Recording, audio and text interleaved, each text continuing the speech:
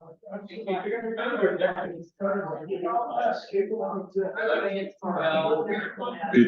We're going to begin in about 1 minute. So grab that last cookie. Grab a seat. There's some seats up front.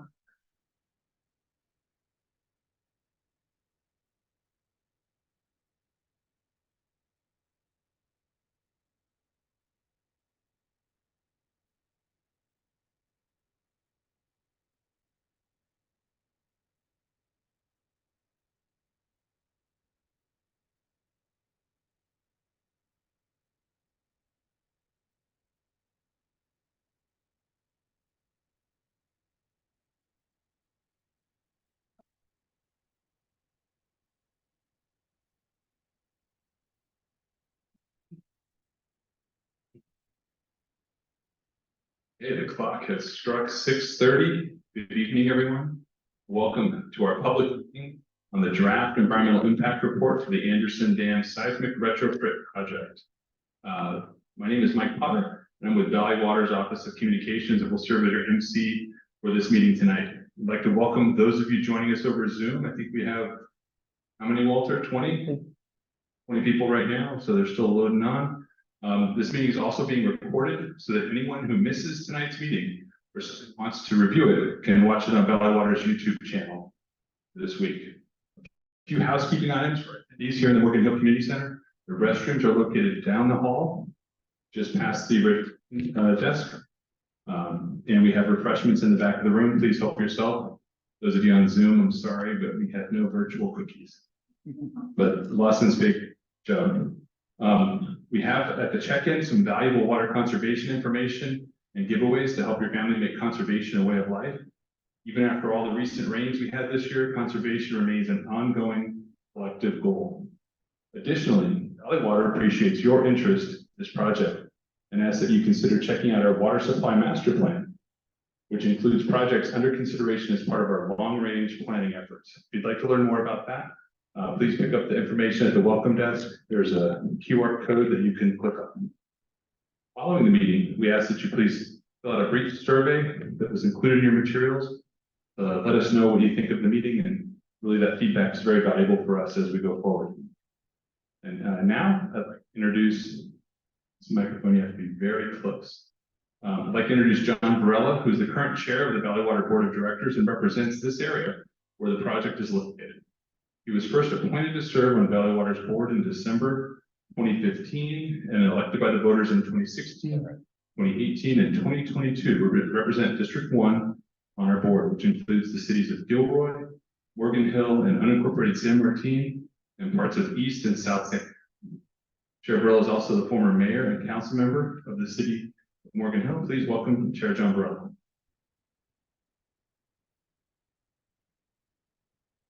Come on, I can do better. Let's hear it. Come on. Now I feel much better. Welcome, everybody. Morgan Hill. Really appreciate being in front of you tonight. Interestingly enough, many of our staff members, we were at Gilroy at 8 o'clock this morning for the ribbon cutting ceremony for our first ever purple pipe recycling water coming from the Gilroy process straw. South County Regional Wastewater Authority. So that is recycling is now in South County, and we're going to be bringing that in Morgan Hill as well in the future, just to give you a little heads up on what we're doing for our plans for sustainable water supply for South County. So thank you, Michael Potter, for introducing me and sharing with you. I would like our Valley Water staff to please stand up. If you don't mind, just take a second. Okay, these are the experts. These are the people that are the engineers, the people that work with our contractors, that understand what we're going to be talking to you about tonight. I am the talking head. These are the experts. So they will introduce themselves to you if you approach them, and they are all approachable. Thank you very much, staff, for being here tonight. Yeah, please. So I don't know on our Zoom, do we have any of our board members that are online tonight? Who would they be? Ms. Keegan. Okay, we have Vice Chair Barbara Keegan. who is online with us tonight. And we also have a representative from Congresswoman Zoe Lofgren, Mr. Jordan Montgomery, and also a member of Senator Alex Padilla's staff. And thank you for joining us tonight. Appreciate you. Are you in the room? You're not in the room. Okay, so they are attending virtually tonight. I'm sorry? Oh, and Director Schwab. In Santos. Director Knight Schwab is also on the line tonight as well. Thank you for that. And Director Santos. And Director Santos, well, they're all just joining. Fantastic. Welcome, board members. I appreciate your presence. So we're here this evening to receive your comments about the draft environmental impact report, also known as a draft EIR. This document evaluates the effects of the work on Anderson Dam on our neighborhoods and the environment. It identifies steps Valley Water can take to minimize those impacts. So, one of the most important things you can do is share your thoughts with us on the report. It will help us give direction on how to proceed with this high priority project. I believe we have cards that we're going to hand out if we haven't already, where you will be able to make comments on anything that you hear tonight. The report is available for you to review and provide comments through November 2023. A final report will come to the board of directors in the summer of 2024 for final approval so that we can move forward with the project. So we have plenty of time to hear your comments that we have so that the board can make the decisions based on your comments and your opinions, and we take those very seriously. There are several ways to submit your feedback. We have comment cards available, as I just identified to you. Staff will be here to collect that. You can also provide it by mail or regular mail, snail mail. We still use that? I guess we do, huh? Okay, all this information is available on the handouts provided to those of you in this room when you first came in. For those joining us remotely, these materials are available on the project webpage at valleywater.org. So I appreciate everyone here and also on Zoom for taking the time to participate in this process. Thank you. And I'm going to hand the microphone over now to Michael Potter. Thank you. Thank you, Chick Varela, or as we say in Morgan Hill, former Mayor Varela. Mayor for life, that's what I've been told. It's great to be here. We'll conduct the remainder of this meeting in two parts. First, Valley Water's Assistant Officer, Ryan McCarter, will provide a brief overview of the Anderson Dam Seismic Retrofit project and all our progress to date, including the latest on the current construction of a new outlet tunnel next to the dam. Senior Water Resources Specialist, Wendy Young, and then we'll then talk about the draft EIR. The second part of our meeting will be dedicated to our attendees in person and on Zoom. You'll have the opportunity to comment on the report, but this will not be a question and answer session like a project meeting. The whole point of this is that we, as Trevor mentioned earlier, is that comments will be addressed in the final EIR. So if you really want your question to be considered, fill out the card or email it, and we have lots of those and we'll bring them by to you. We plan to bring that back to our board of directors in the summer of 2024. I'll turn this microphone over now to Ryan McCarter, who has been our point person on the project these last few months. Ryan, take it away. All right, thank you, Mike. Good evening, everybody. I'm Ryan McCarter, as was mentioned. So I'm going to give you a little walkthrough of the Anderson Dam Seismic Retrofit project and focusing on the draft environmental impact report tonight. So I'm going to take you through the agenda here first. I see the slide advance. There we go. All right. So lots of acronyms on this slide here, and I promise to define each acronym at some point in the presentation. If I don't, then Chair Varela will buy you a coffee or something. Yes, you will. Okay, so first we're going to talk about the CEQA process and schedule. We'll go through that and what the project objectives are for the Anderson Dam retrofit project. You really do have to be close to this microphone. Sorry, let's keep it over here. So that doesn't, okay. And then I'll go through the overview of the Anderson Dam Seismic Retrofit project and all these different components that are tied to it with what we call FACE, and also the FERC Order Compliance Project, or the FOCP. And then I'll talk about the seismic retrofit pieces specifically. And then I'll pass it over to Wendy Young, our Senior Environmental Planner, to talk about the conservation measures and alternatives, and then into our summary of findings in the draft EIR, significant and unavoidable impacts, beneficial impacts, and then we'll closing and we'll do some Q&A. As Mike mentioned, any official comments need to be written. So, all right, so the CEQA process, this is the California Environmental Quality Act. So acronym number 1. So this is a process that was put into place by law. And the quick definition of it is that it forces public agencies to look before they leap into their actions. That's really what this is about, is we're planning out what we're planning to do with this project and what impacts we'll have on the environment. This is what this whole process is about. So the way this process works specifically for Anderson, we did our notice of preparation back in August 2013. So yes, it's been a little bit over 10 years. It's been a long process, gathering lots and lots of information and developing this project over many, many years. And we had a 30-day public scoping period back then, if any of you can remember that. And then here we are in September 2023, we released our draft environmental impact report, that's the EIR, on September 1st, 2023 for a 60-day public review period. So that's where we are right about in the middle of that. So comments are due November 1st, 2023, day after Halloween. So make sure you get those in before you celebrate Halloween. And looking to have our final environmental impact report in summer of 2024. And so what that final environmental impact report will do is gather all those comments and address them and incorporate them into the final environmental impact report. Then we'll be giving the public notice that the final EIR is out, and we'll be taking it to our board of directors for them to certify it and become a certified final environmental impact report. So with this process, with your comments, this is how we address certain issues. And I know there's a very popular issue that's come about just recently about Rosendin Park, and I know many of you are probably here. And this is a great example of why we do this process, is to get input from the public on what our plans are. And so we can refine them and make them more clear and make them more understanding. So that issue in itself was we basically painted out the worst case scenario that there could possibly be full closure of the park, and it could possibly happen throughout the duration of the project. We don't want to close your park. That's not what we're trying to do, but we are trying to protect the public.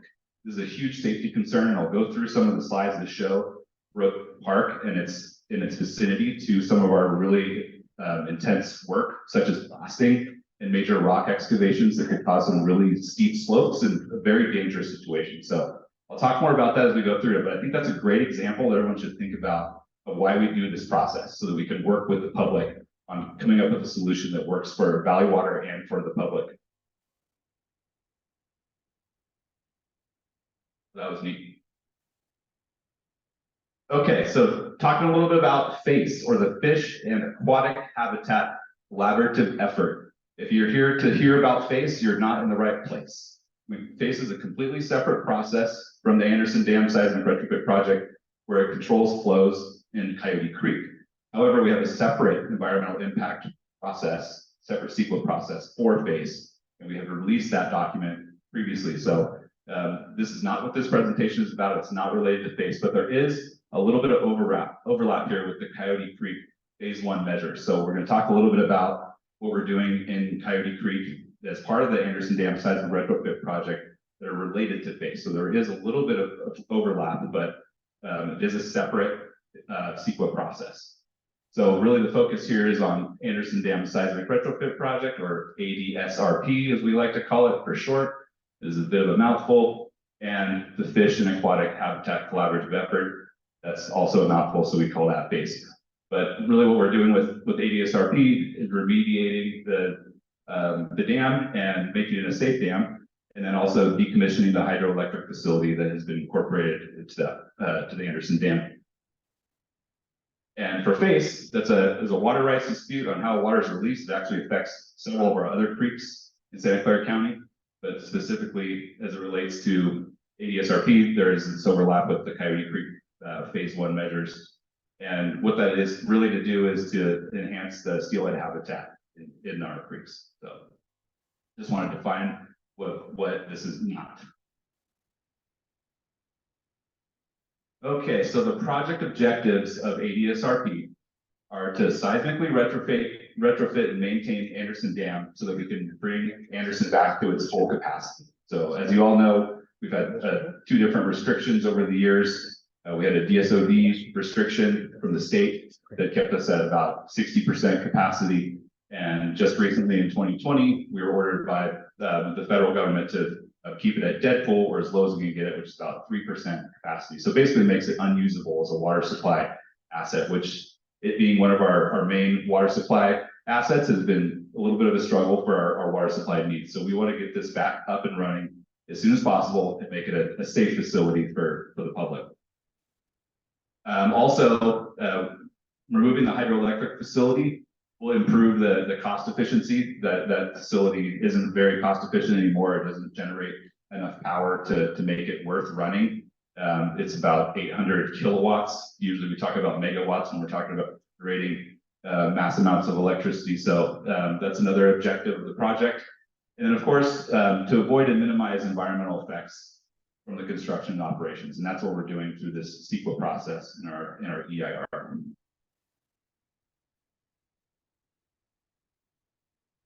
Okay, so this is a project overview. I think if you were at the meeting in May, you saw this same exact slide and this schedule. This hasn't changed since then, but I wanted to go through this so I can highlight what the Anderson Dam Seismic Retrofit project schedule looks like and what the FERC order compliance projects are, just briefly, and talk about those which are not part of the draft EIR for ADSRP. So another piece of this project that's not part of this CEQA process, just really trying to avoid the confusion because there is a lot. It's very complex how all these things tie together. So the schedule for the ADSRP, we're still working through design. And here on this green bar, this is environmental review with our CEQA and NEPA process. So we're right here in the midst of that, kind of closing in with all the work we've been doing over several years. And we do have the draft EIR out, so that's good. That was a good milestone to hit here. And we're working through our permitting process and all of the other environmental permits that are needed. And all of that is set to come together in 2025. And we'll issue a construction contract and get going on the ADSRP or the major dam retrofit piece of the project. So down here below in this green box, we have what we call the FERC order compliance projects. So these came along with our 2020 order to drain the reservoir, and there's 5 of them.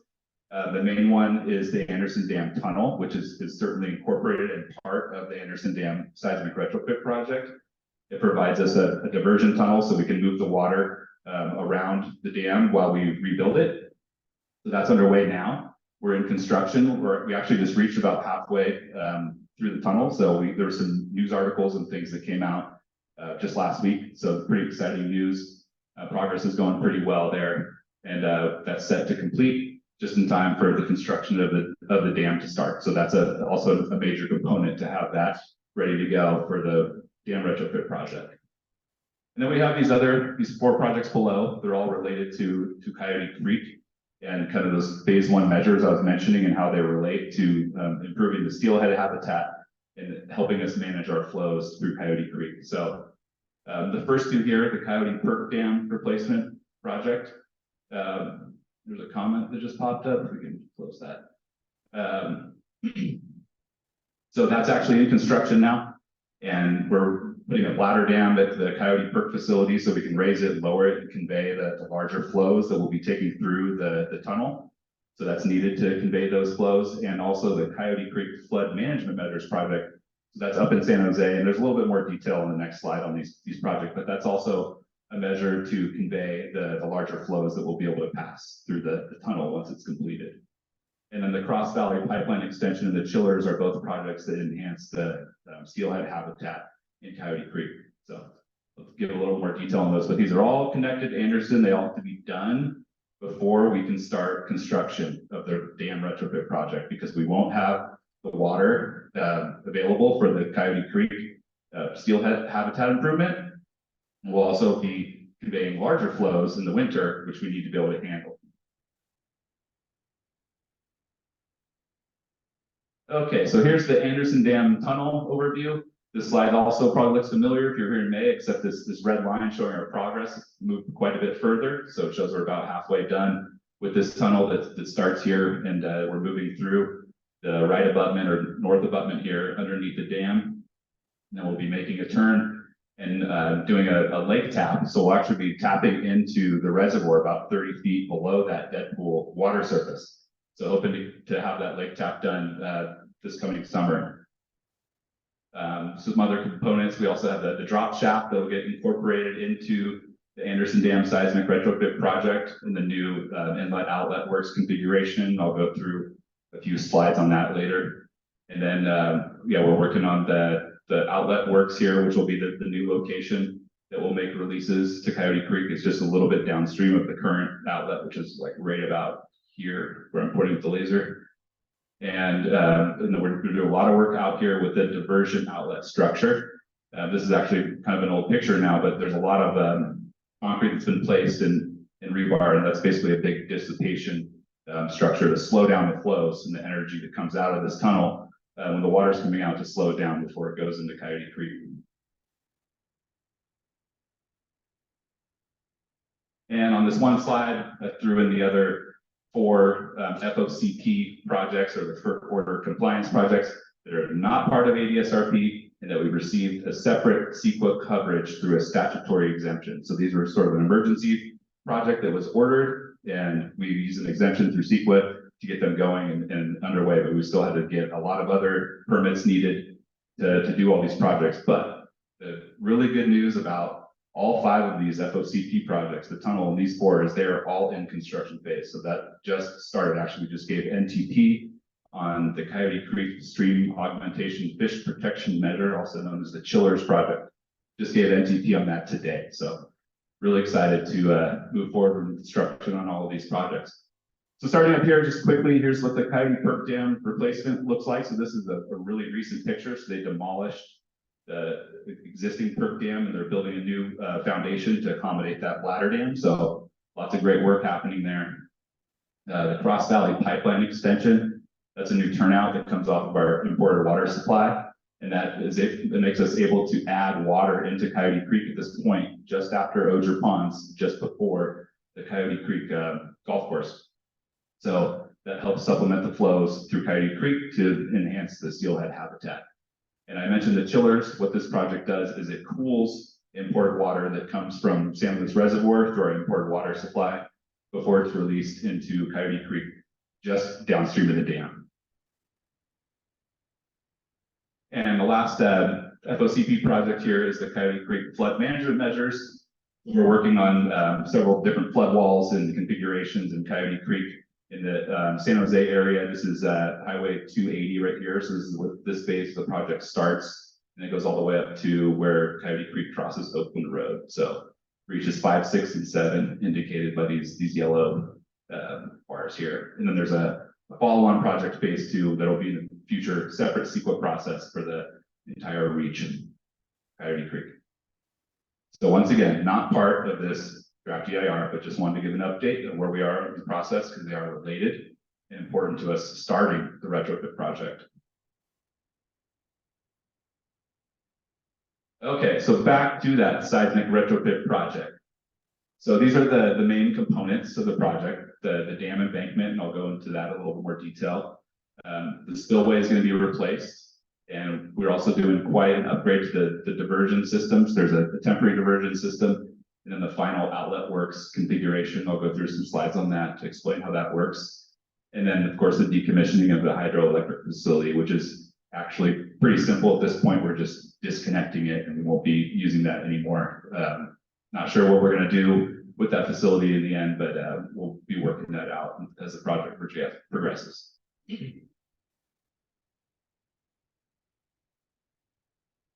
Okay, so here's a plan showing the Anderson Dam and the seismic retrofit project components. So I'll start at 12 o'clock here.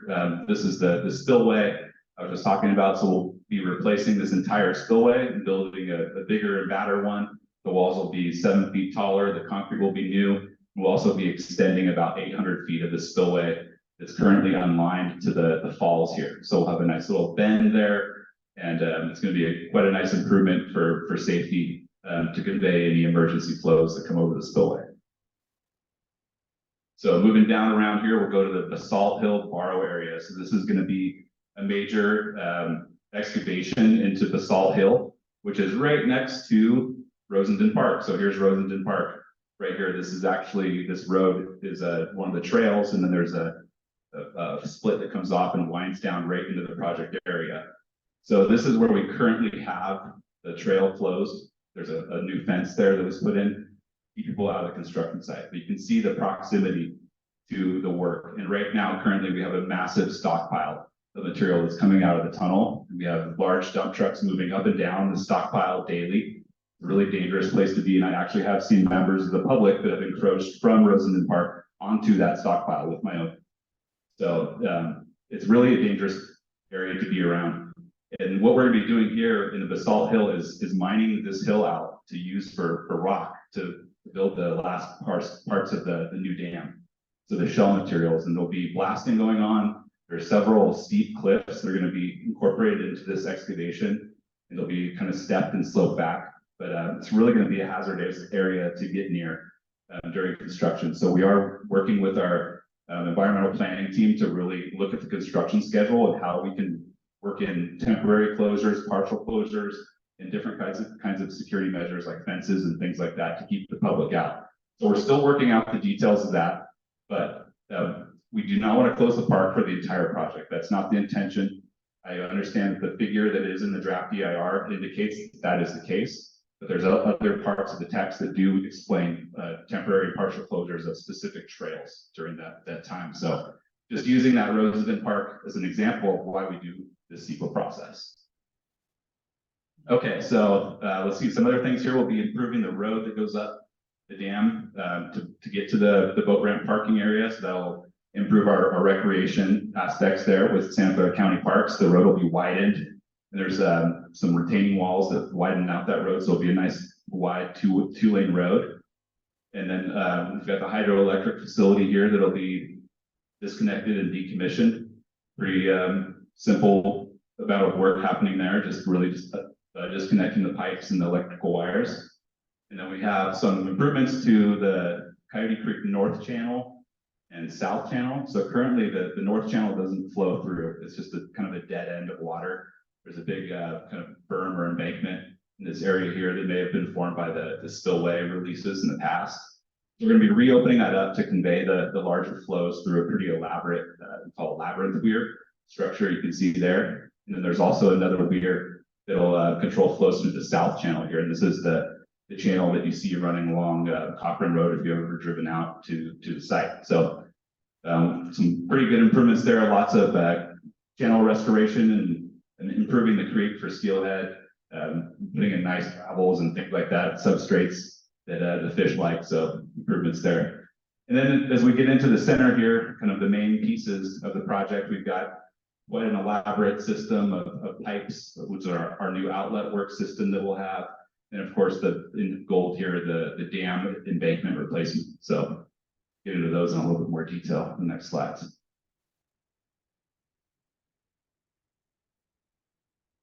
Okay, so this is what our present day dam looks like with the current restriction down here. So pretty empty. It is a embankment dam made of soil and rock. So the core is actually made of clay, which helps with the permeability of the water passing through the dam. And the outside slopes are made of rock mostly, so it gives us a nice shell to protect the clay core inside. So essentially, we're going to have the same technology of having a clay core and a shell, but it's going to be a lot more elaborate quality control. The gradation materials, things cutting in and out. Hopefully, you can all hear me. I can just yell also. If that works. You're coming through okay, right? Yeah. It's coming through okay? Yeah, Okay. okay. I feel like it keeps cutting in and out. All right. So anyway, as we place this material, it will be done in very specified lifts and compacted. How's that? Is this better? Or the same? Okay. All right. So as we place this material, there's actually 7 zones that we're looking at. So a lot of different gravels and gradations of material. I won't get too into the engineering stuff there. Sorry, got a little carried away. But anyway, the dam will be 9 feet higher. That doesn't give us any added volume in the reservoir. That just gives us a little bit of extra, what we call freeboard or space from the water to the crest of the dam, just for added safety measure.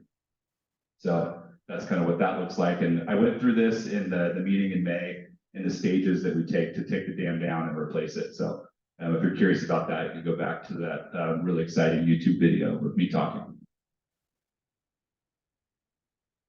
Okay, I think I also went through this in the meeting back in May, but just real quick, just going through the outlet works here. So this is looks really light, and I can't quite see this line that is supposed to show up there, but that's kind of showing where the dam is.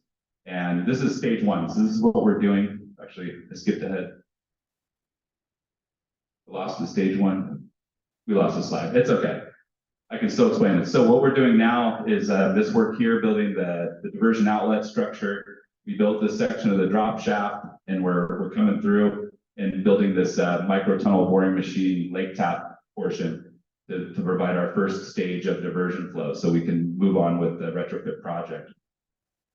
The first thing we do in the retrofit project is expand this section right here. So we abandon the red section, or the smaller pipe that we put in for the lake tap, and put in this larger section so we can get bigger flows up to 6,000 CFS. So in stage one with the tunnel project, it'll only be 2,000, so then we'll go 3 times more than that. We'll be able to pass 6,000 CFS. So that'll help us keep the water levels down while we rebuild the dam. Oh, here's stage one. So you got flipped backwards. All right. Okay, so here's the completed outlet work. So you can see that what we're building now gets all incorporated into this really elaborate system of pipes. But essentially what this gives us is one single emergency outlet. We call our high level outlet work. So this will be the intake. We'll be able to pull water when the reservoir is relatively full, take it out and send it out through the diversion outlet structure that we're building now. So independently of the rest of these will be our operational low level outlet works. So that'll be really nice to have that emergency, complete and independent system. And then in the low level outlet works, there will actually be 2 separate pipes that will be able to release flows for the Coyote Creek releases for the fish, and tied into our pipeline for water supply. So that'll be really nice to have that kind of 3 pipe system. Will be a really nice upgrade from the 1 4-foot diameter pipe we have now.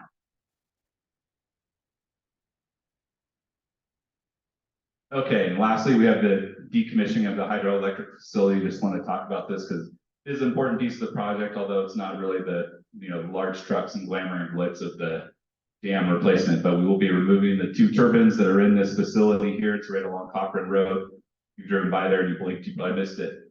But we'll also be removing the mechanical and electrical components and coordinating with PG&E and making that final disconnection. So that'll be a really good thing to have kind of off our hands. And that brings us to the conservation measure components. And I'll pass the mic off to Wendy Young, Senior Environmental Planner, and did a lot of work on the draft EIR. So here you go, Wendy. Thanks, Ryan. So in addition to the changes that are happening at the dam, there are several other components that are included in the EIR and impacts they're evaluated for. So I'm going to go through those. We understand that the EIR is a really large document. And so my goal today is to go through a couple of the bigger parts of the document so you can kind of focus your interests in when you're looking through it and see you can find what you're actually interested in that large document, or the things that are most impactful to you as people who live close to the project or interested in the project. So in addition to the changes that are going to happen at the dam, a number of conservation measures have been incorporated into the project, and these are going to enhance habitat throughout Coyote Creek downstream of the dam. And so I'm going to go through these on the next slide to actually show where they're located. But these include the Osier Ponds Conservation Measure, Phase 2 Coyote Percolation Dam Conservation Measure. So Phase 1, as Ryan stated, is included in the FOCP projects, the projects that are currently going on.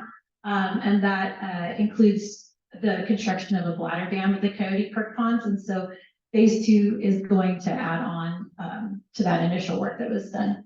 The third is the North Channel extension, maintenance activities at the Live Oak Restoration Reach, and then sediment augmentation program that's going to be implemented. So this slide shows where each of these projects are located, and I'm going to move from east to west.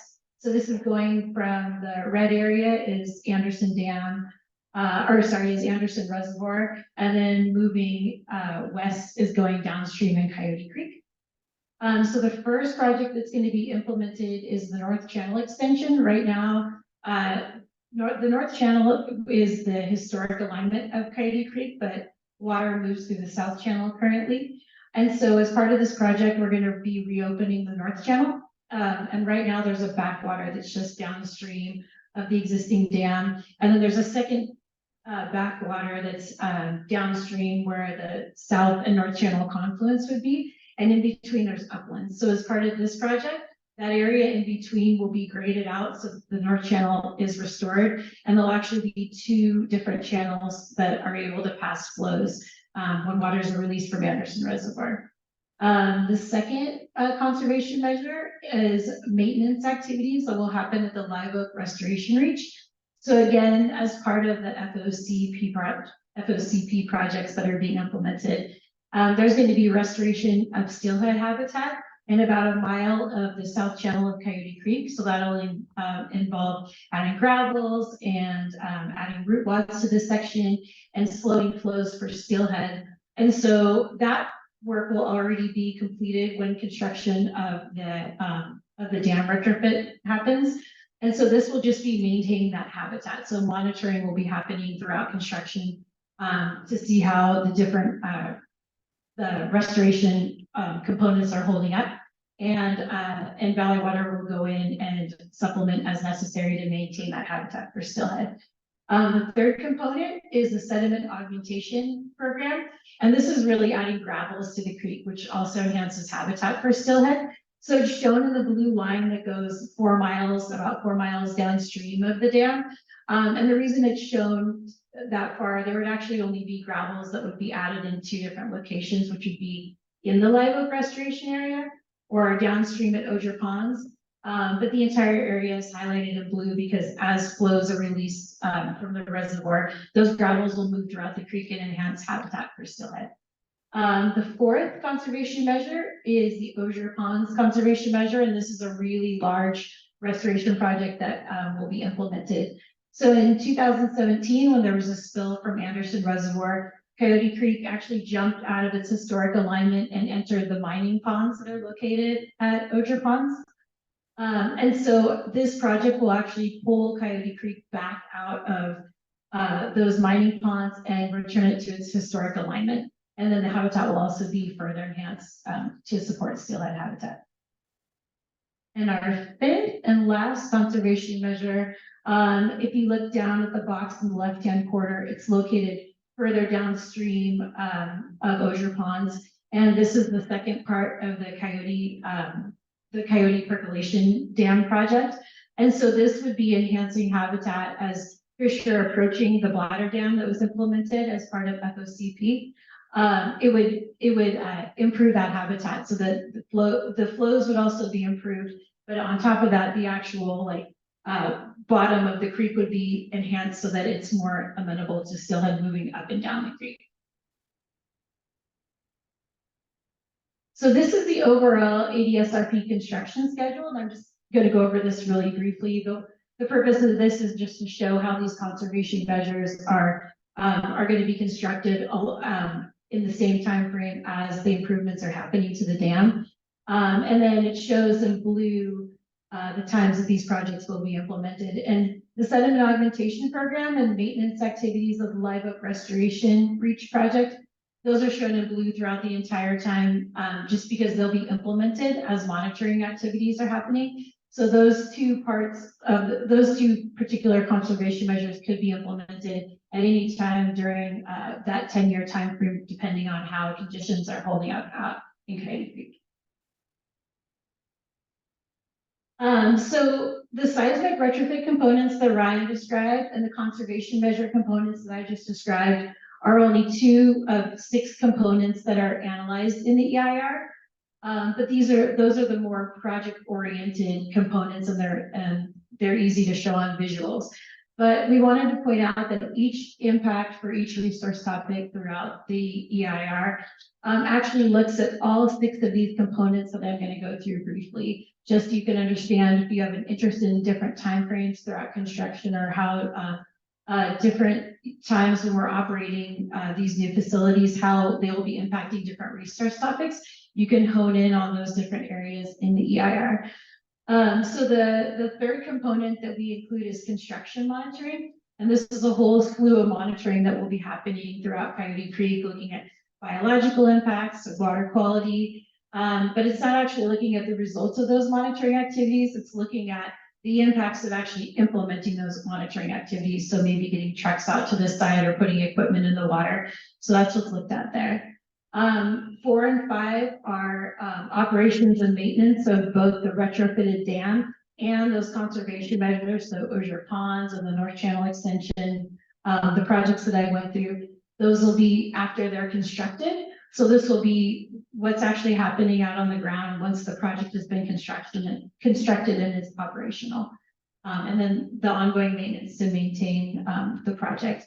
And then the 6th is the post-constructive both project, the Anderson Dam project adaptive management program and the phase adaptive management program. And so these are different adaptive actions that have been identified that will happen over time to continue to meet the objectives of the project. And so those will be monitored over time to make sure that the objectives continue to be met over time for what the project was constructed to achieve.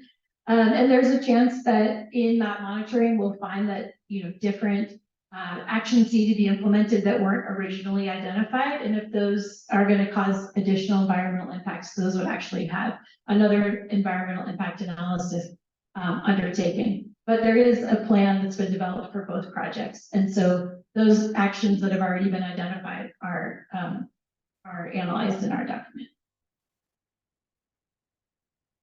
So within our document, obviously the majority of the document covers the preferred alternative, which is the seismic retrofit actions that will happen at the dam, and then also the conservation measures and the components that I went through. But we also look at different alternatives that could have been implemented and compare those to the project that is proposed. So the first is the no project alternative. This alternative still obviously takes into account that the FOCP projects that Ryan went over were implemented, but the overall level of the reservoir would have to remain low because the dam wouldn't be replaced through that alternative. The second is the phase plus alternative, and this is basically the same alternative as our preferred alternative that is analyzed in the document, except for it affects the way that releases from Anderson Reservoir occurs. So there wouldn't be a change in the overall amount of water that's released from Anderson Reservoir, but there would be the timing of some of the planned releases that are larger would focus on times that would be more beneficial for Steelhead. So that's the only change. The same amounts of water would flow through Coyote Creek, but the overall timing would change just to benefit Steelhead more. The third alternative is an increased dredge alternative. And again, this is very similar to our proposed alternative that is analyzed, but the difference is that sediment material that's been building up behind the dam would be trucked off before construction activities happen. And this would limit the amount of sediment that would move down the creek as a result of construction activities, but it would also extend the timeline for construction of the project. And the fourth alternative is an Osier Ponds alternative. So this is an alternative to that conservation measure. So rather than returning Coyote Creek to its historic alignment, Coyote Creek would actually be moved further west onto private property and a new channel would be constructed. So obviously this is a huge project and there are a lot of impacts that are analyzed in the document, but I'm just going to go through really quickly the significant and unavoidable impacts that we identified. And then after this, I'm also going to go through the beneficial impacts that were identified.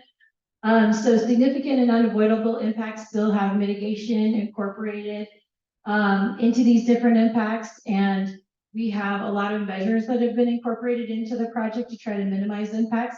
But due to the scale of this project, it's impossible to bring them down below the threshold that would make them less than significant. So we wanted to identify those impacts for you. So the first one is an aesthetic impact. There's just a lot of vegetation and trees that have to be removed as a result of this project. It has to do with storing materials, getting equipment into and out of the site. Different, like the Salt Hill blasting area, the trees that will be in that particular area will be removed because that material will be used to build the new dam. So along Coyote Creek, there will be a number of trees that or a large number of trees that are removed in vegetation, and they will be replanted. But we wanted to acknowledge the time frame because it takes a long time for trees and vegetation to grow back. There will be a long aesthetic impact on certain areas along Coyote Creek.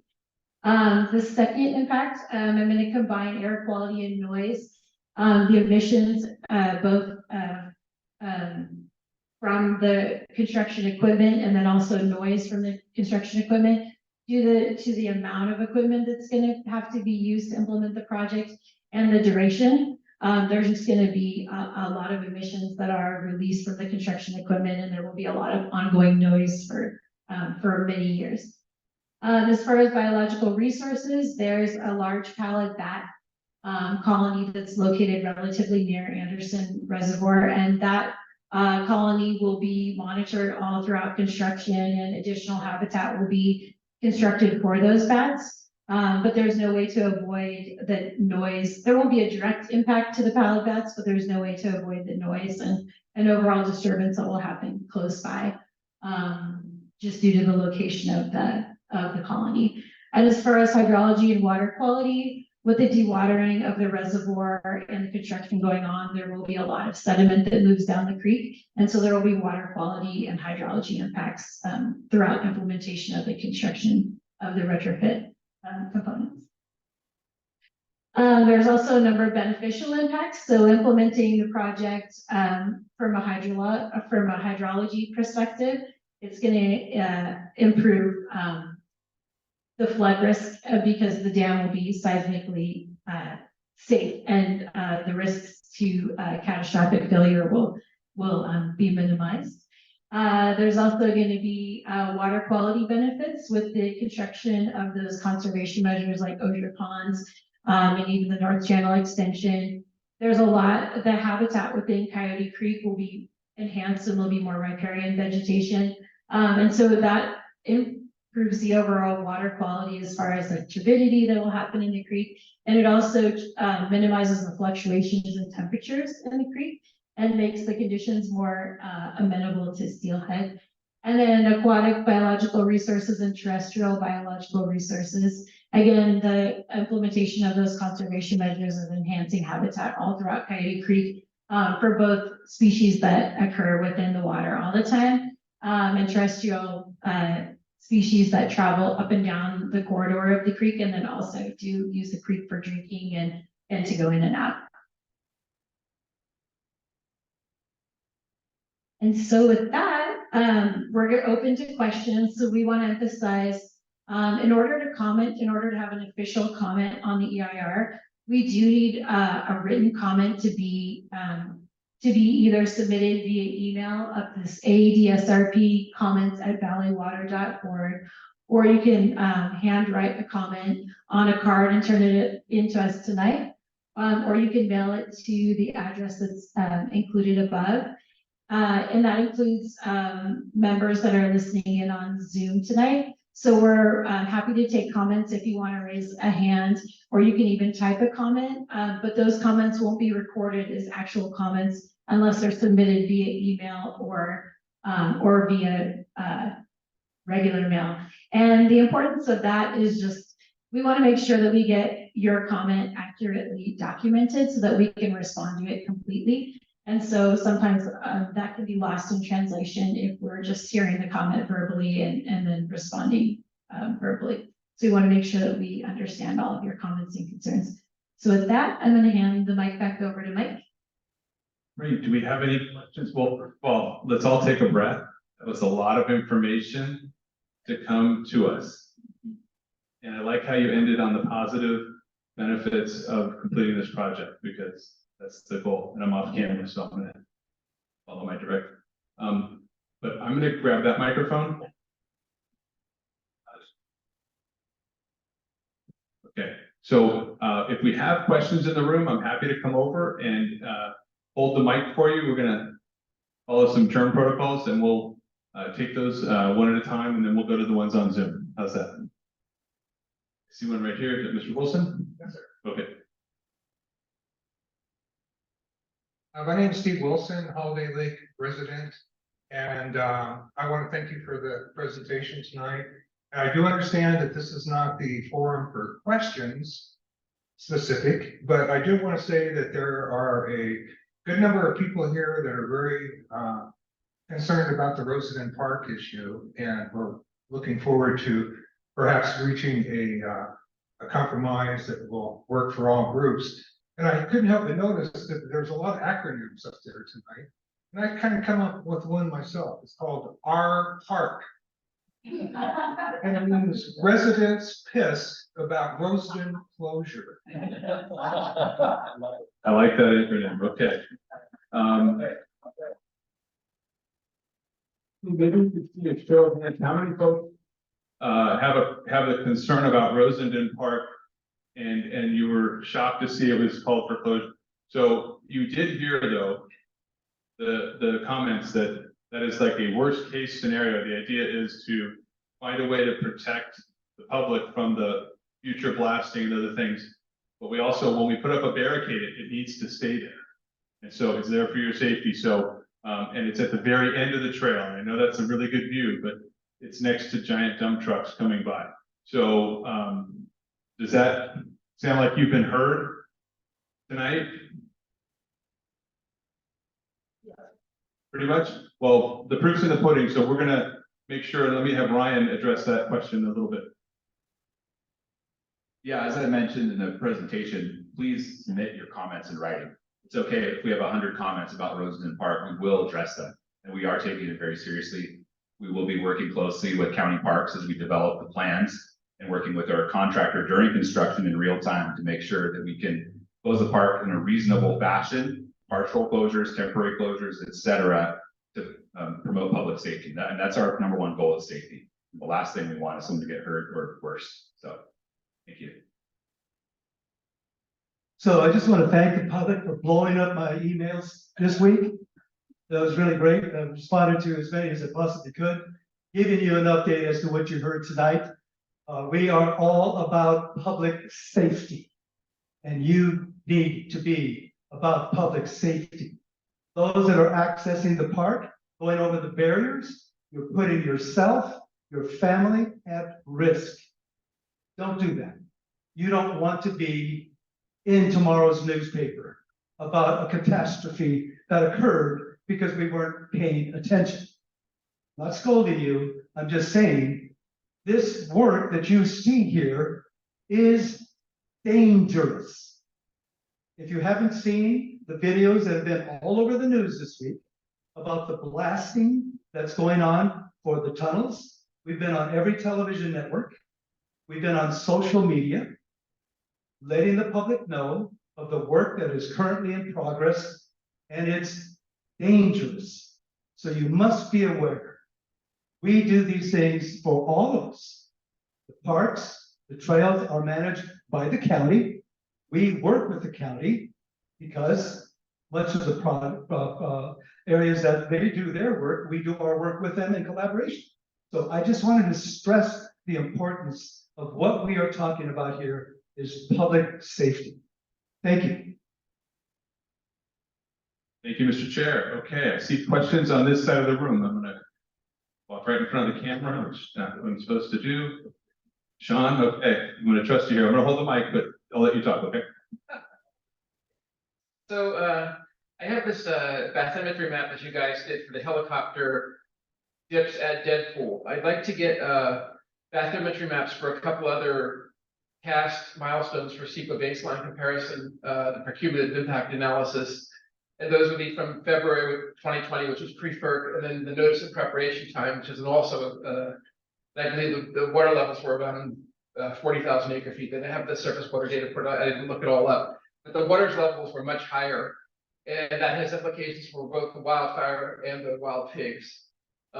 We never gave you the evidence that the draining of Lake Anderson caused the wild pig invasion in Holiday Lake Estates. But if you look on these maps, you can see that past the boat marina, it's all dry land now. And the first pigs were discovered, a sounder of pigs right at the old boat marina.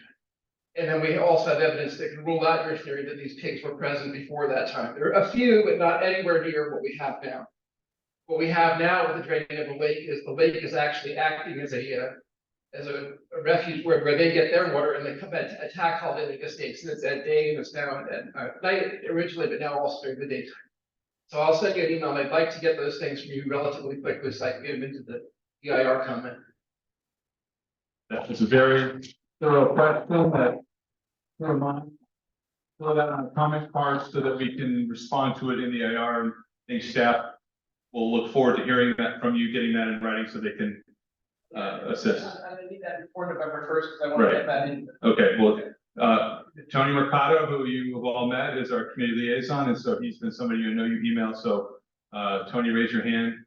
He's the guy. If there's an issue, his email is on every project page and document about this. Okay.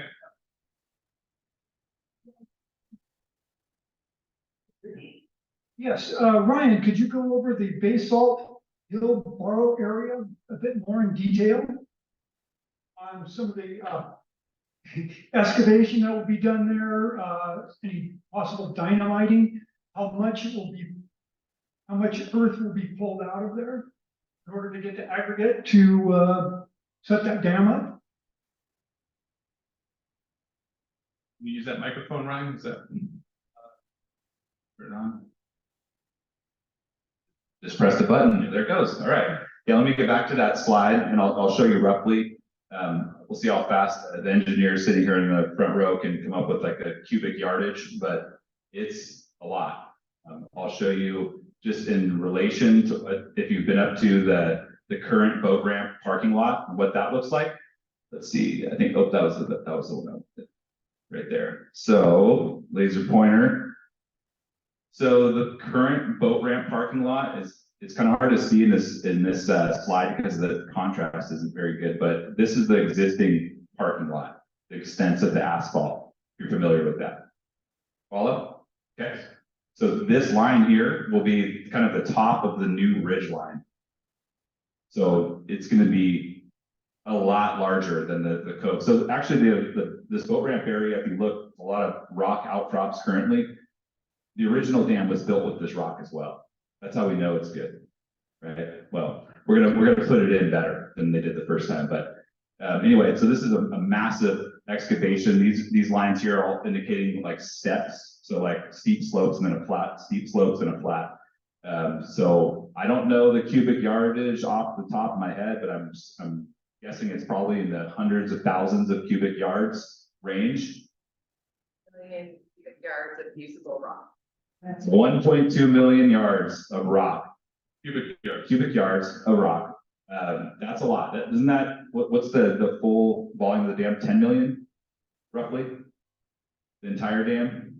I think it's about close to 10 million for the entire dam. So 10% of it, 1 million cubic yards, 1.2 million cubic yards will be coming out of this basalt hill borrow area.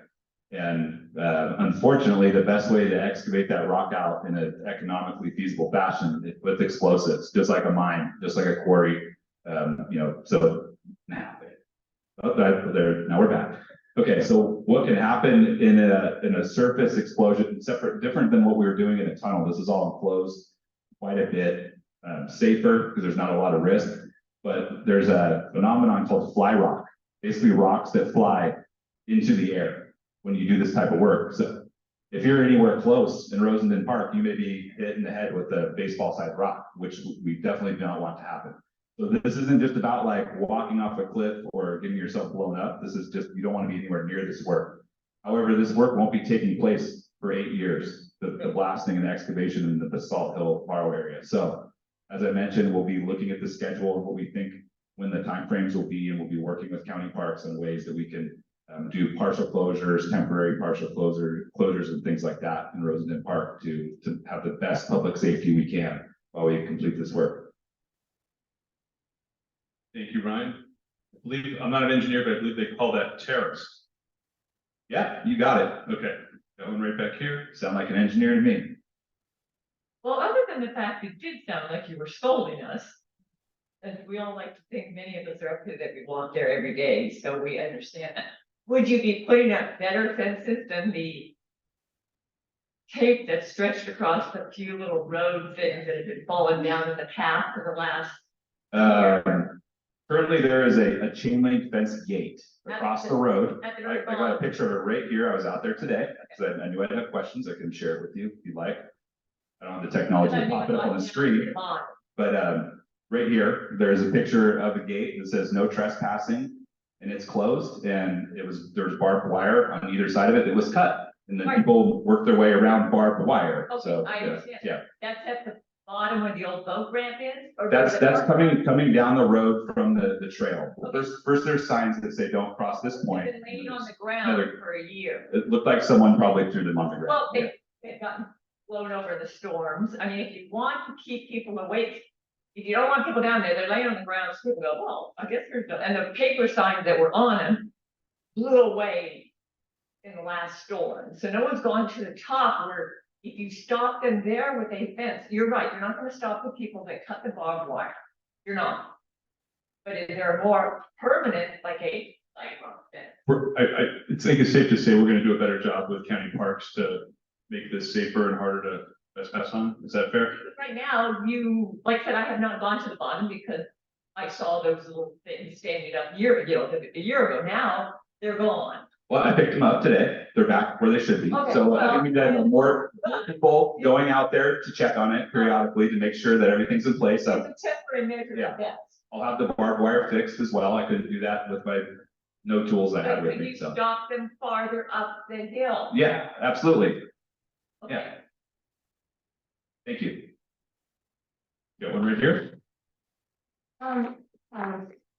You know, Sean's our man to get a lot of technology about this. I have filled out a card with a simple question. Are you going to work with the county and Holiday Lake Estates and Jackson Oaks if they want to help mitigate the pit problem? Do you have any plans to help us mitigate the pig problem? I don't believe there are any plans at this time. However, there is a very lengthy section in this draft EIR document about invasive species, including feral pigs, which have increased in population countywide. Over the last several years, the city of San Jose has a major problem with the feral pigs as well. It's a major issue, widespread throughout the entire county. So I urge you to read, if you haven't already, that section on the invasive pigs. And we're willing to talk about possible solutions and things we can do, but Valley Water does not do depredation or otherwise hunting and killing wild pigs or trapping. That's not something that we have to do in our mission. It's an invasive species that we can't really control, and we're gonna, listen to you, and we'll try our best to come up with some solutions that we can do within the confines of what we are able to. Got some questions on this side of the room. I'm gonna go to her first. Like Phil Donahue. Some of us know who that is. Doing a great job. So I'm Juanita Donnelly, and I also live in Holiday Lake Estates, and I do want to thank you for this work. And Sean, who's been doing a great job collecting information for us. But if you really care about safety, you will do something about the pigs. We've lived there 5.5 years, and it isn't until the last 2 years that we started to see them at night and during the day.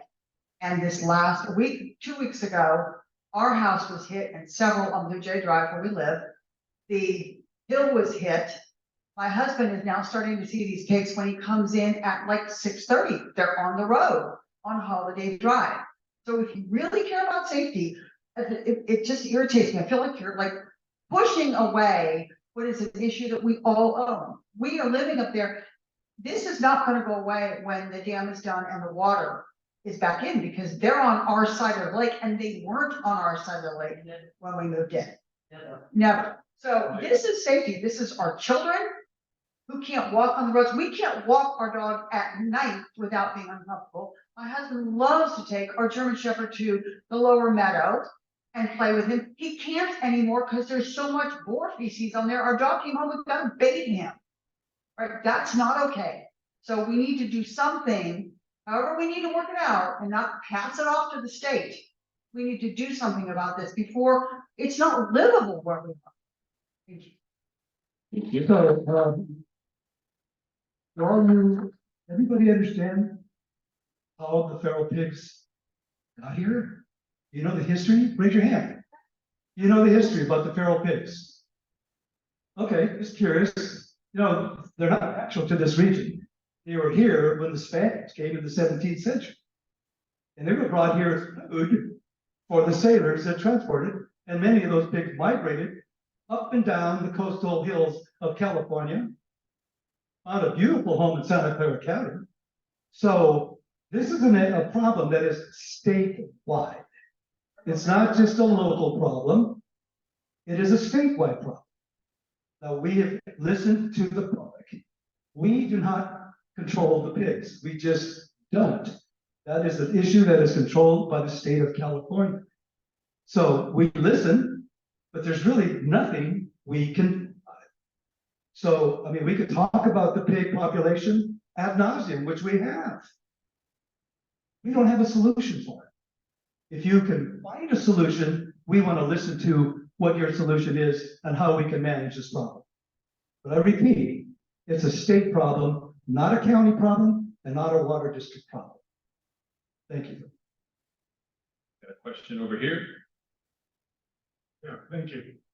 First of all, a heck of an effort putting this whole thing together. The number of agencies you're trying to deal with and satisfy is incredible. And I think it does a heck of a job dealing with the fish and the frogs and everything else, which is important. I'm not downplaying that. However, what it misses is the people that live above the lake, below the lake. The EIR really doesn't address the impacts to people. Briefly, you mentioned, well, it's going to be noisy, there's nothing we can do. It's going to be dusty, there's nothing we can do.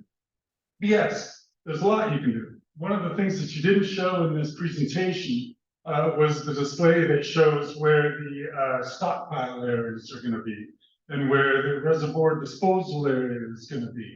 These are key to the people that live around the lake, because I don't know if everybody really realizes that the disposal area and the stockpile areas are right below all our homes. And what does that mean? That means it's going to be dusty. First of all, I don't care how much water you put on it. Two, it's going to take, I don't know how many million truckloads going in there to make these stockpiles, and how many millions of truckloads to take away to build this dam. So this is going to be an incredible amount of noise, dust, and everything else that impacts us, that is not addressed in this report adequately at all. And so I really think, it's important for this report to put in as much effort on the people that are being impacted as you did on the fish.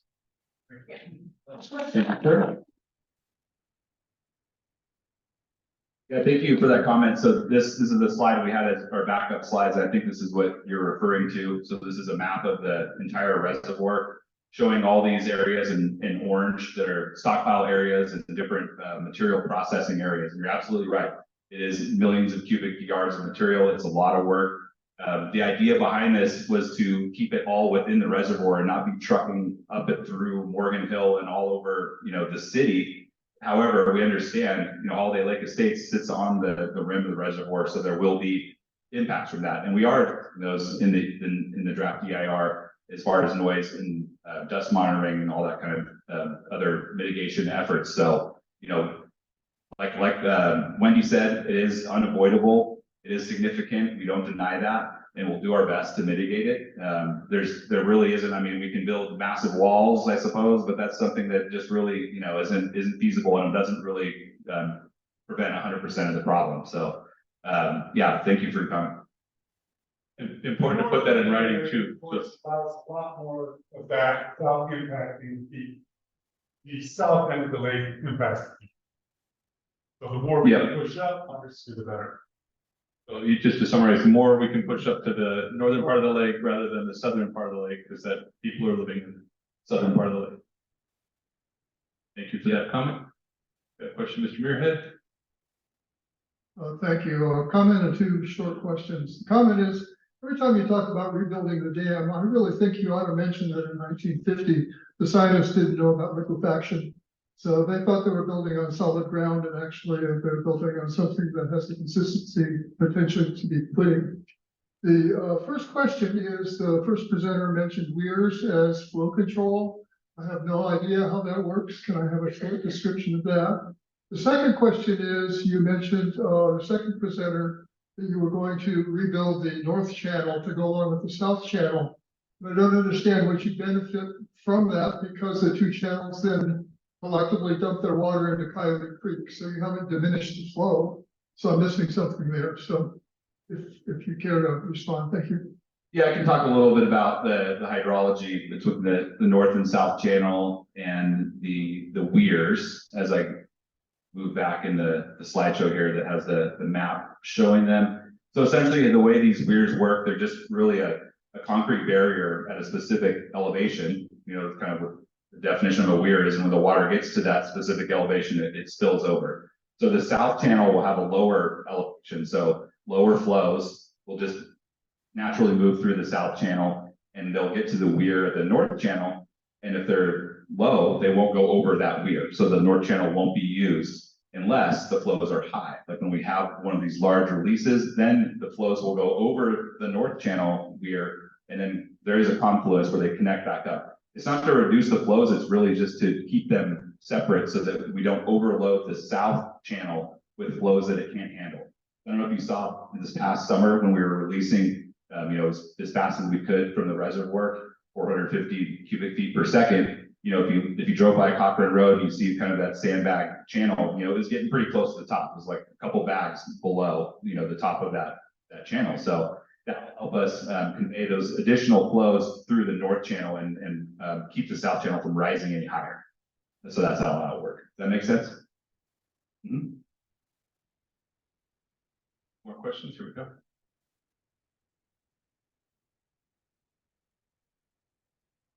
Okay. Hi, I'm Ryan Roderick. I live in Holiday Lake Estates. A couple of comments. Oh, good, you get this slide up. Okay, so when you're doing the blasting, you're saying, hey, we might be in the park and we might get some debris. How big is the debris field? What's the radius of that you anticipate? I don't know off the top of my head what that's going to be. Okay, but that's a 360 thing, right? If I went right around the blast site, it'd be 360, right? I'm not following what you're. The stuff fall like in a circle, it's not just gonna go one direction. I mean, it's designed, the blast will be designed to blast into the borrow area. So within the project site, but there can be, pieces that fly straight up in the air or somewhat backwards. There's a possibility that they could flow west, they could go off to the south. And those are houses there, right? There is one residence down in this area here. I think it's a winery or something like that to the west. Okay. They're talking about. It's possible that a softball sized rock will go through their house. Or if you have kids playing, they could fit there.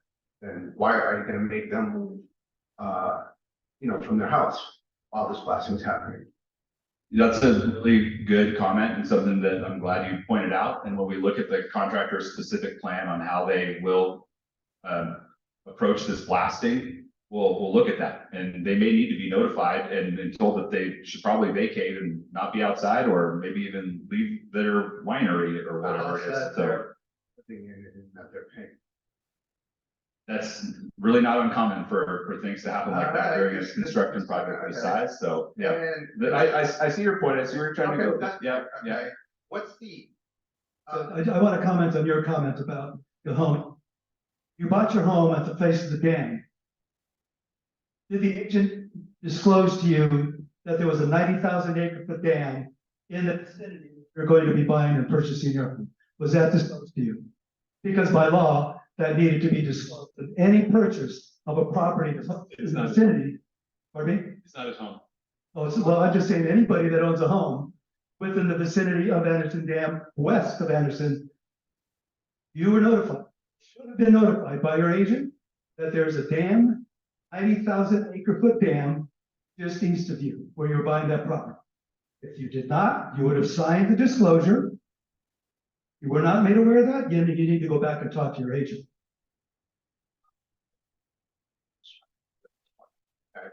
The other thing is what's the odds that you will close the park? You know, can you have a thumb or are you not allowed to speculate? Yeah, the odds, that's, I'm not really a betting person, but I do know that we're forecasting that the blasting activities that will happen in the Salt Hill Bar area will happen towards the end of the construction duration. So year 5, year 6, because that's when we need this material. It basically makes the outer shell of the dam as we're replacing it back up. So it wouldn't happen for the first several years of the construction project, but later on, that's when it would happen. So, I really need to look at a map, and we need to, get more details and work a little harder on really how we can find this in greater detail. So, and like I said, I'm really glad that this issue was brought up. I appreciate the concern. I'm glad that you all showed up for this meeting. I'm glad that you're all going to comment, and you've been emailing the chair and Don Rocha County Parks, because this is exactly the process we need. We didn't put enough detail on this, right? So we're going to work on that. Okay, and I want to get back to the pigs and the wildlife. Okay, one, there's also coyotes out on the other side. I hear them daily, nightly, I guess. That's possible if they're walking across, as a possibility. Usually when I agree with you about the pigs, okay, but the thing is usually populations of open invasive species are linear. And this is not linear. This is like a step function. But that tells you something changed in the environment in front of them, such that the pigs came over. It's just kind of logic behind it. So I think there needs to be something to do about being addressed. This needs to be addressed. Now, you're saying it's another agency, but overall, you guys are starting the project, so you guys own it. Thank you.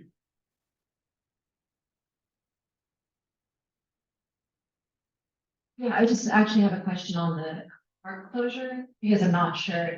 What I remember, my recollection is that the 1-page announcement said it was going to be closed for 8 years, period.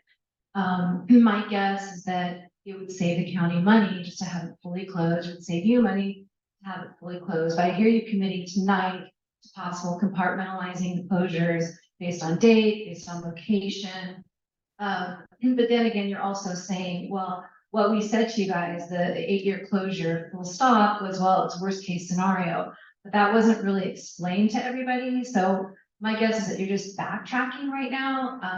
But I would really like 100% commitment without 0 comments, because you're saying this tonight, that you're going to compartmentalize by time, by location, the closing of the park. I mean, my assumption was on the announcement that you were going to be closing it from the front gate for 8 years, and nobody in this neighborhood wants to, or in the community, the park is for everybody. It's not just for Jackson Oaks and Holiday Lake. It belongs to the entire county. It's county park, or anybody, all of the public. So I'd like to know how you're going to guarantee, starting tonight, because you made that comment, but then you also said, well, we need to hear you guys put this in writing. But tonight you're committing to dividing up the access, making sure we have as much access as safely possible through this 8 years. Because 8 years is a long time. We bring our kids there, we walk our dogs there. And I understand the safety issue, but I think you can kind of, figure that out for us and kind of collaborate with the community so we have access as much as possible. And I know it's a money issue. I know it costs more for Valley Water. It costs more for the county because they have to have people show up. But I'd like a commitment tonight from you. So let me first just start by clarifying, closing the entire park actually costs us more money because we have to compensate county parks for that loss in recreation. So that just starting there, that's not why we're doing it, because it'll save us money.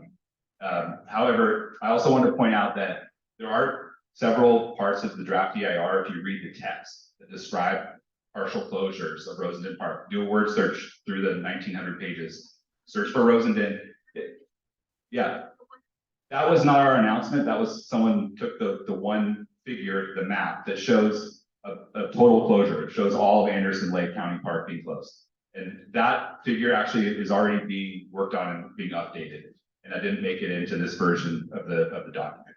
So we're already looking at that. But if you do read in sections above that, where we talk about the aesthetics, for example, and what it'll look like, what the views from Rosendin Park will look like, it does talk about partial temporary trail closure, specific trail names, the Rancho, Laguna Seca Trail, being partially closed, that's in there. So, that is a mistake. It doesn't all line up. We don't have all of the facts straight throughout the document, and that is something we'll certainly work on. And I still urge you to submit your comments, because that does give us the obligation to address them in the final EIR. That's right. Thank you. Commitment we can make to you tonight is that as chair of the board of directors of Valley Water, I will bring this item to our board. We'll possibly even put it on our agenda for further discussion. Because I'm sure there's, we don't want to make any commitments that we can't stand behind. The board of directors make those decisions, not our team.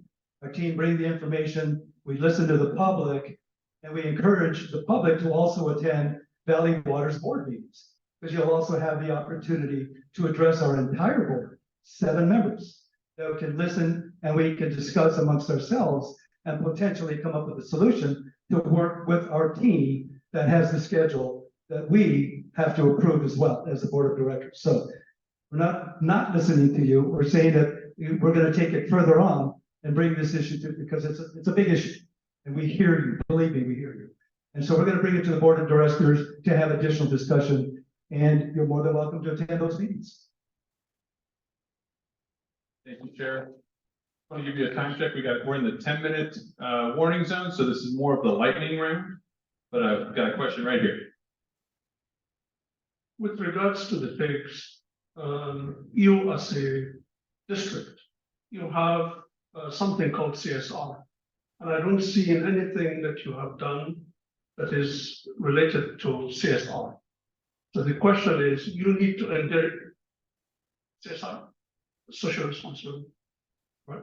So you have to understand that you need to endear yourselves to the community, because you work with us, we vote for you. And somehow or the other, there has to be some ways, stop pointing fingers at this state and at this and at this and at this. We live together. The lake is there, we're here. So please, find a way to be able to do it through CSR, to be able to mitigate this issue of the pigs, because there is safety concern for everybody. Thank you.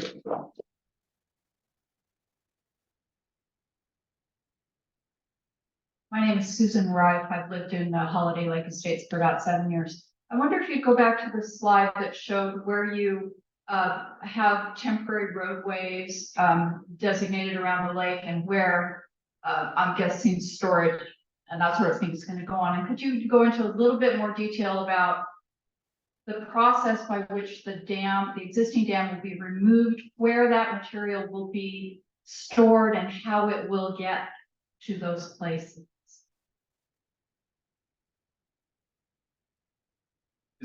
I have a question for our staff. Is the material handling plan, is that an appendice to the draft EIR?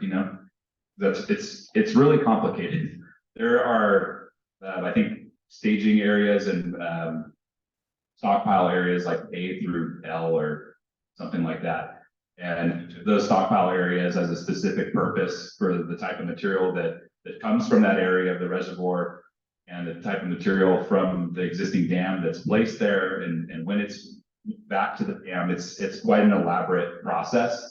But I will tell you that we do know that the roads, it says right here at the bottom of the slide, approximately 6.5 miles of temporary roadways. Those are the red lines that connect all these stockpile areas. That's one of the first things that will be done once we get in and start this contract and drain the water all the way down. So that will be something that will be happening throughout the duration of the project, not necessarily in all areas throughout the entire duration of the project.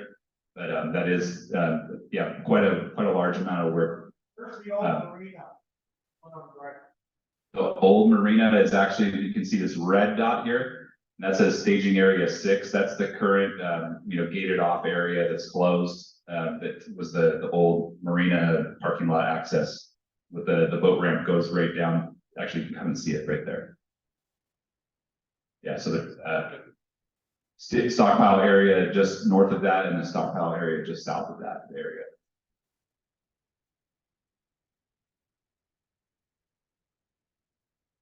So it's within the boundary of the reservoir? Yes, it is. So you can see the blue line there, that's the high water mark for the reservoir. So everything is down in between these blue lines within the high water area of the reservoir. So that's, yeah, good question. Thanks. You're right, we have a couple of questions here from Zoom. The first one deals with the Rosendale Park, which I believe was already addressed by you and Chair Varela. I'm gonna go ahead and move on to the next question. I'll go ahead and read it. This is what parts of the FOCP are covered in the EIR? It seems that the tunnel, outlet, and flood control parts of the FOCP will not be included, but the conservation measures will be included. How will environmental impacts from the other projects be addressed? And are they covered under cumulative impacts?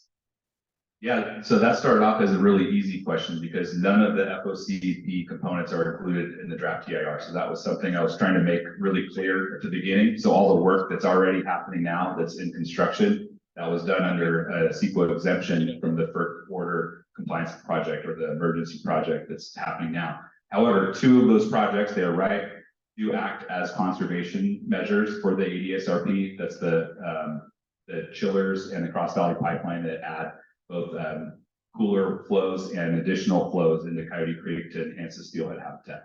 Then there's also other conservation measures in the draft EIR that will get implemented as part of the ADSRP, but these the first two were needed in order to start the project itself. So that's why they were part of the emergency FERC order.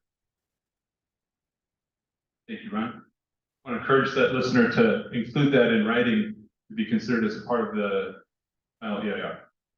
So I have a question for all of you. Oh, I'm sorry. We have one more in the Okay, audience. great. I'll close it. Sure. She's been waiting patiently. Impatiently. So, my name is Joy Wright, and I've been here for about 40 years. My concern has not been discussed at all, and that has to do with wildfires. If we have a wildfire that comes in from the south or the southwest and reaches East Dunn and moves into the only way out is through Rosendale Park. And you're going to have this thing fenced off so that we're not going to be able to get through there. Is that going to be any kind of consideration at all? And this is, you know, I hate the thought of crispy bodies at the piled up at your gates. So pay attention to that sort of thing, please, when you get around to really working on this. We need access through that park to get out in case of wildfires. And that's a very good point. That's a very good point. So for your reassurance, I meet with CAL FIRE along with some of our board members, Director Santos and we meet with CAL FIRE on a regular basis to discuss water supply, what they call fuel, which is our homes and open space. We did a tour on one of CAL FIRE's helicopters recently. We flew over the entire South County region, looking at what they call fuel, the forested area on the western side of the county, and over to the eastern side, where our water supply systems are located, Anderson Reservoir, and the other 9 reservoirs and dams that we operate. So we have regular discussions with CAL FIRE, and we just discuss these emergencies. I can assure you, we will talk about this with them about Rosendale Park, about what you brought up. That's a very serious issue that I was not aware of. So I just want to close. Do you have another question? The final word here. Okay, One great. last question. Hi, we live across the street from Anderson Dam. We have the historic Rhodes Ranch. And we are a historic district. We're on the National Registry. And there's 5 houses on the property and 4 of them are tenants. And they are now leaving because of all the noise, dust, trucks, everything. So we're losing tenants. Is there going to be any compensation for that? Well, that could be a discussion that we could have with, you know how to reach me. I visited your property. I think you're also benefiting by allowing Valley Water to use a portion of your property. So I believe you're benefiting from that as well, but I'd be more than happy No, to take that. But just because you pay us a little rent, we would rather you not be on our property. Give you one more year. Okay, that's great. So we'll have to, we'll find an alternative. Environmental impact on short loans, what they're supposed to be. I'm not aware of it. I don't know. I'd have to You find should out. know. Okay, I should know. Well, you may be aware of it because you gave me all the documents on your project site, which I still have, but I didn't know what you wanted me to do with that other than provide me with information. A historic. I don't have an awareness of that. Our environmental specialist will tell you. And we, as part of the EIR, we do analyze historic resources. And so I definitely take a look at that chapter and then please provide the comment and any information, anything that was overlooked or missed. This is the whole point of this meeting is we really do want to hear from you and we do want to make sure that we're gathering information from people that are right there at the site. So if you read that section and your information has been missed or overlooked, please do provide it in the written comments so that we can analyze it before it gets to the final EIR. And as part of that process, when you comment to us, we're going to give you a direct response and you'll have a chance to work with us again to respond back to our response to make sure that your needs have been adequately addressed and that we've really taken your property into consideration. So that's important to us. So please do make sure it's written and so that we can respond to it and work with you. Yeah, the analyzing historic resources is part of the cultural resources part of the environmental impact report. So it's both archaeological resources and also historic resources. And if you have information about that to submit through that process, that way will be responded to in the final EIR. So that's why we give you that card. That's the best way to make sure all of the questions you asked and raised are included in this lengthy document. What's going to happen with the outlet pipe, the old one?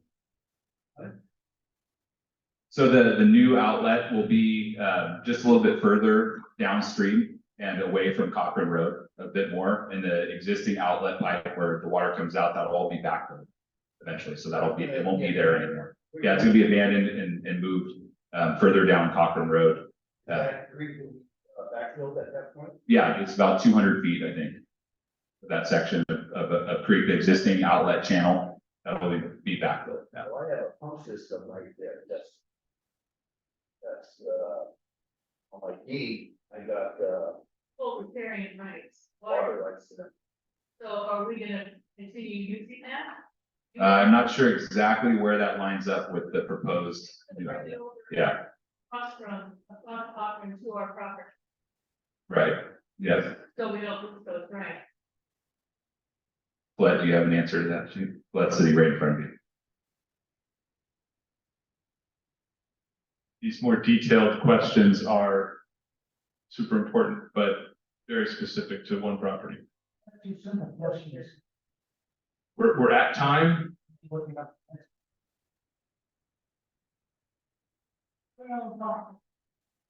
Well, So we're gonna wrap. because we're wrapping. So here's my question to you. Those of you that live very close to Anderson Reservoir, and I understand many of you do, how many have actually participated in one of our tours of Anderson Reservoir? Show me your hands. That'd be interesting. So we have regular tours of Anderson Reservoir that this past Saturday, we had members of Gilroy and members of the Rotary Gilroy and the Morgan Hill Kiwanis. We had 50 people up at the dam. And we get regular tours. So if you're interested in wanting to get a firsthand view of what we're doing, other than screen visuals, we'd love to host you and have you, and we can make that available to you. So I personally want to thank you. Your questions were terrific. You've given us more to research and to get back to you with as the dates that we specified, and your board will continue to provide you with safe, clean, potable water, protection of our environment, and flood protection. Thank you very much for the meeting tonight. Thank you, everyone. Again, remember, it sounds like we're gonna have a neighborhood day tour. And so Tony Mercado, sign up for our newsletter. Make sure we have an email or contact information for you at the sign-in table, and we'll notify you that way of the day we're gonna do a neighborhood tour. Go neighborhood tour. We'd love to have you come up. And with that, I'd like to conclude this meeting, and we'll stay and chat with some of you afterwards. Thank you.